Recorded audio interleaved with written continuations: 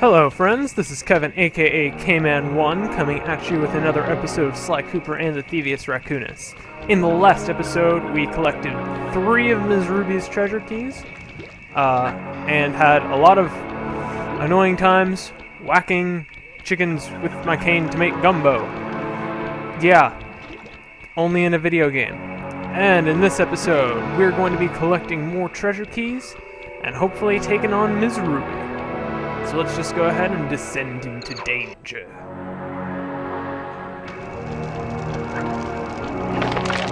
So, right early on here, I believe...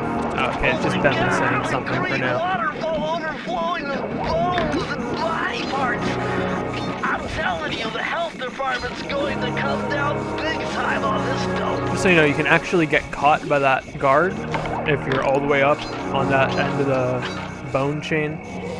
But yeah, that's just Bentley freaking out about it being gross in here. Nothing out of the ordinary. Jump up here, grab that clip from that guy. And jump back down over here. Now, I want to say this is our first time coming across this particular guard enemy. And the whole thing is he's just going to be throwing his head at you. And you're going to need to get to the end of the platforms, and whichever platform his head hits will sink into the swamp goo. And then, I mean, I have the immunity to water power up, so I wouldn't take damage, but I would have to like go back to the beginning of the segment. So yeah, that's pretty much the deal with that. There are going to be, I think we've already come across a couple enemies whose whole thing is just that they make you redo segments of platforming. Off the top of my head, I can't think of any, but I'm pretty sure we have come across such enemies before. And the deal with this area is that the platforms fall when you jump on them, so you need to kind of work your way through fast and make sure you keep a path open for yourself. But not going to be a problem for me. And you can actually double jump across the gaps most of the time, so it kind of takes most of the challenge out of it in that regard.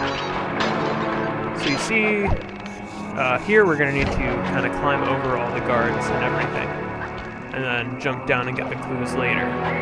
But for some reason, even though he should be within earshot, the guards don't react to each other when I get into a fight with one. So I'm not one to complain about weird AI making the game easier for me. And I'm just going to come down here and collect a bunch of clues. And this is going to have to be some backtracking probably. So I'll go ahead and see you guys back at the top of the climbing area thing. Hey there, Sly Cooper! That's right, I know you're here. I've seen it in the stars. It's all over my tea leaves. I'm in your mind, raccoon. I know your game. You better run for it, or me and my little children are gonna sign you up for an eternity of soulless servitude. Yeah, so fortunately I wasn't actually recording my voice during that portion, because I was about to start talking as soon as I got back, but hey, suddenly Ms. Ruby started talking. But yeah, she's threatening to turn us into a zombie, so it's something. It's always good to avoid being zombified. I'm bad at this game, guys. I thought I was good at this game, but clearly every information I have, all the information I have leads to an alternate conclusion. Anyways, you can go ahead and just hit the alarm there, make your life easier. And got all the candles down, we can come up and whack the turtle guy in the face. Fun stuff, I know. Gonna keep jumping on our way through. More of the torch spire jump points. So, gonna want to avoid getting fried to a crisp. Some more clues there. And you'll notice that by hitting that candle, we made the vine appear. So, that's just kind of an easy way of preventing you from getting some weird hacks to finish the level early. Analytical ability. The combination has to be 571. Alright, 5, 7, and 1. I don't remember off the top of my head what power this gets you. Let me think. I don't know. I don't remember, so it's probably not that interesting. It's Matthew De La Coupe's perpetual slow motion technique. Yeah, With this perpetual move, slow you can motion. slow down time This whenever you want, is not just while this is a jumping. better Hold down version of the triangle power. button to use it. I'll use this more often than I'll use just the jumping version. But that said, it's still not something I ever really use, just because I'm kind of an impatient person. So I just like holding triangle to go fast. But that's just me, and I definitely don't judge you if you use that power a lot, because it can be a lot of fun to kind of slow down time and be sneaky in that way. And yeah, if that's your jam, go for it. I'm not going to stop you.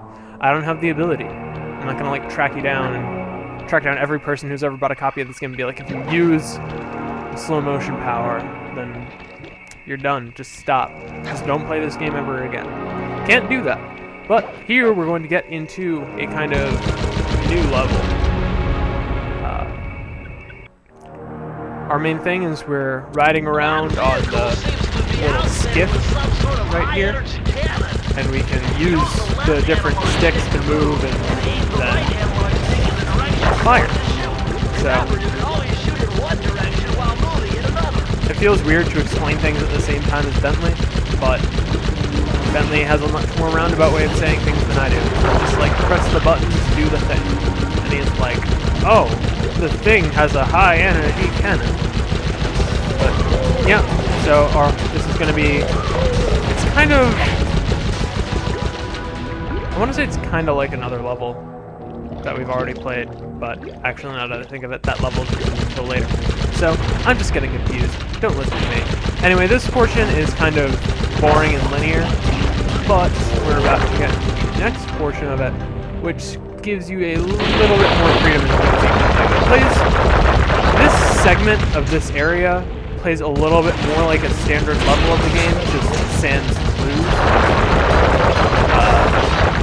But as far as like the non-platforming level schemes, I would have to say this one's probably my favorite. But even so, definitely the highlight of this game is the platforming sections and just the exploration element of it. Not to say that the other parts are bad, because I know that a lot of the fan base just doesn't like any of the alternate levels at all worth anything. And I personally have to disagree. I mean,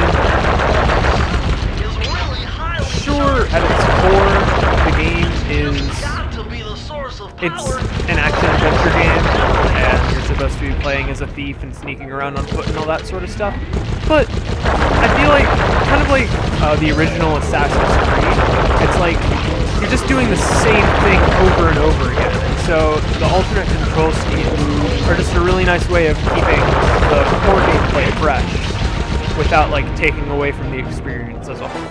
But I mean, that's just my opinion. I mean, you're entitled to feel however you do about the games you enjoy. I personally don't like if I'm doing the same thing for the entire however many hours I'm playing the game.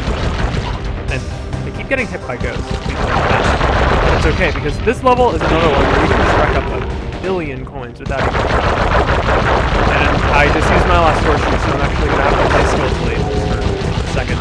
Sorry, you guys aren't going to get to see me fail epically. Hopefully. I don't actually... Wait, there are holographic markers in this stage, so you don't have to replay it entirely if you die, but it's still definitely something I'm going to want to avoid. And is the key going to come down? Hello? Hello? Key? Key? Oh, okay. I guess I just needed to walk up to it. I was confused. That's weird. Well, those two levels were a lot shorter than I remember them being. So, I mean, we're definitely gonna have time to take on the boss now. So, yeah. And so, the boss I'm about to fight, it's gonna be kind of a rhythm mini game, and I didn't need to get on this. But this gives me more time to explain. It's going to be like a rhythm mini game where, you know, you press the 4 main buttons, X, square, triangle, and circle, to like dodge her attacks DDR style. And so since I'm playing with the audio that I'm hearing for the game is like a half second behind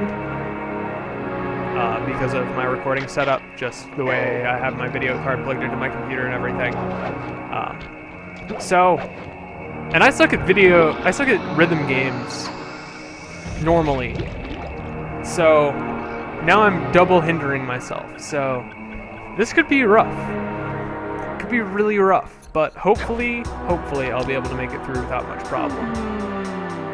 I could feel that Koopa vibe coming. Most distastefully bad juju. Yeah, well, you give me the creeps too, lady. Cooking up an army of ghosts isn't a very neighborly pastime. Oh, Sly. I see your mouth moving, but all I hear is blah, blah, blah. Well, if jaws need to flap, then let them flap. See you in the next world, Sly Cooper. Alright. And the first section is easy, it's just a matter of spire jumping your way forward without getting crushed by the spikes. And then once we get up to her, it'll be pretty straightforward. Her only attack is she like slams her tail on the ground and then sends out a shockwave to damage you. So, nothing crazy. Come back here. You can't run away forever. Quite true. Quite true. Why don't I have my servant Chumley escort you over here? All right. What's the catch? Oh, not much. Just a little game I like to play with all my annoying guests. I want to see how well you pay attention. What do you mean? Well, I'll unleash my mighty mojo magic upon you. If you repeat what I do, you'll dodge it just fine.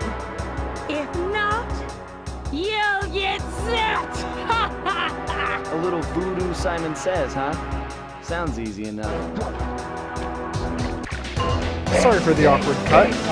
Ultimately what happened was I failed at this fight a bunch of times, and I decided to screw it, I'm just gonna do post-commentary. So, here we are, the first little stage. This is going to be the first boss fight, and the first of 2, where if you fail during any phase of the fight, then you have to restart from the beginning. So I ended up having to cut like a lot of footage just to keep it at like a reasonable time. Like I know there's no time limit to YouTube, so I don't necessarily need to keep it under a certain length of time, but I know that a lot of people don't want to invest upwards of like half an hour each day watching just one person's videos. So just out of consideration for that, I try to keep them within the 15 to 20 minute range as far as the maximum goes. But anyways, the first segment, it was you riding along on Chumley, her turtle slave thing. And in this segment, it's going to be jumping across torches. Unfortunately, they're not the sort of torches that spew fire, but they're the sort of torches that I'm pretty sure they actually stay there, but the camera doesn't really lend itself to seeing what's behind you. It's just, and once she gets to this phase, she starts changing the tempo up on you randomly, and so for here, it's slowing it down, and then, micro spoiler, I guess, for the next phase, she's gonna speed up the tempo, and so you'll need to go a little bit faster just to sort of keep up. And the timing required is really, really precise a lot of the time. And since, like I already said, I suck at rhythm minigames, this is easily the fight that I have the most trouble with out of anything in the game. So, I mean, it's mostly just that I'm bad, but it is in no small part that it's actually just a really, really hard fight. But, you know, it is what it is. And so, fortunately, we're reaching the end. And you can see it's really starting to like kick up and there's more music behind it. So, it's definitely a memorable boss fight for both the difficulty and just like the style of it. How it's basically like DDR, but, you know, as an action-adventure boss fight. But anyways, one last hit on this Ruby, and she's down. You certainly got some rhythm, Raccoon. But it won't help you none if you're fixing to go after Panda King. He's tough, with a capital T. If you go poking around his stronghold in China, you're likely to get poked back. Yeah, well, if he's anything like the rest of you, I think I'll manage. Ms. Ruby's section of the Thievius Raccoonus held notes from my pioneering ancestor, Slighton Common. His invisibility technique allowed him to steal from corrupt pharaohs and greedy noblemen. Right on schedule, Inspector Fox's arrival cued my exit. The production of zombies, made illegal in the World Peace Accord of '71, earned Ms. Ruby a life sentence behind bars.